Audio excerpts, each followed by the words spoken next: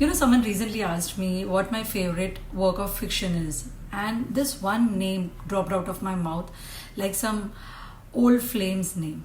I'm talking about Haruki Murakami's Norwegian Wood. This book, it's a mood. It's a slow burn ache that feels like remembering someone you once loved but can never have again. Unlike Murakami's surreal magical works like Kafka on the Shore, Wind Up Bird Chronicle, this book is painfully real.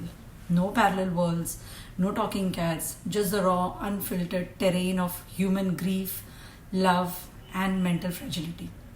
So, what is the premise of this book?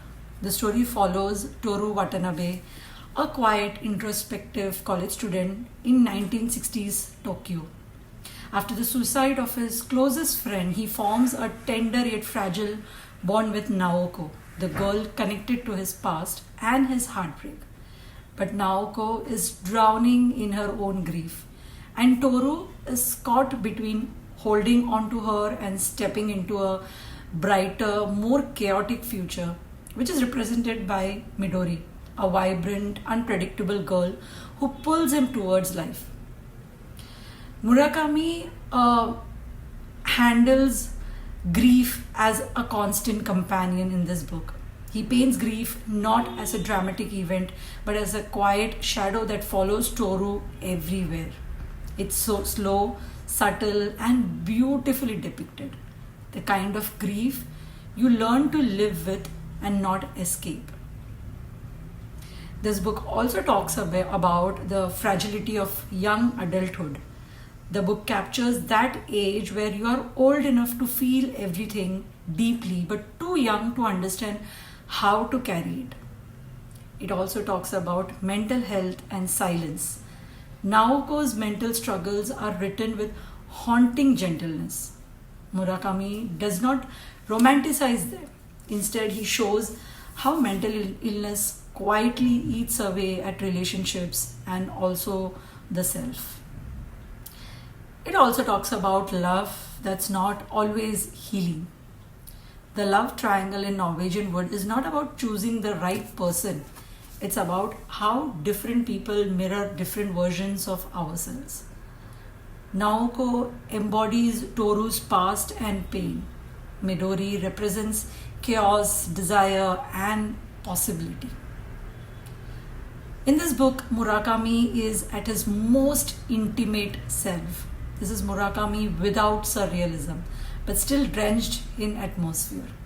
His writing is clean and deceptively simple, emotionally charged, filled with quiet metaphors, intensely interior. The pace is slow, but that's intentional, I feel.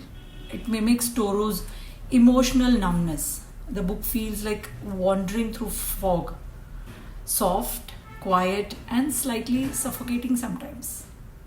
So, why this book stayed with me and why it is one of my favorites? Because Murakami understands something essential. First love is not always beautiful. Sometimes it is the wound that shapes every love that comes after. Norwegian Wood captures that moment in life when you're not sure if you are growing up or falling apart. And this is why people remember the book not particularly for its plot but for its feeling. The loneliness, the music, the rain soaked Tokyo nights, the tenderness of broken people trying to hold each other.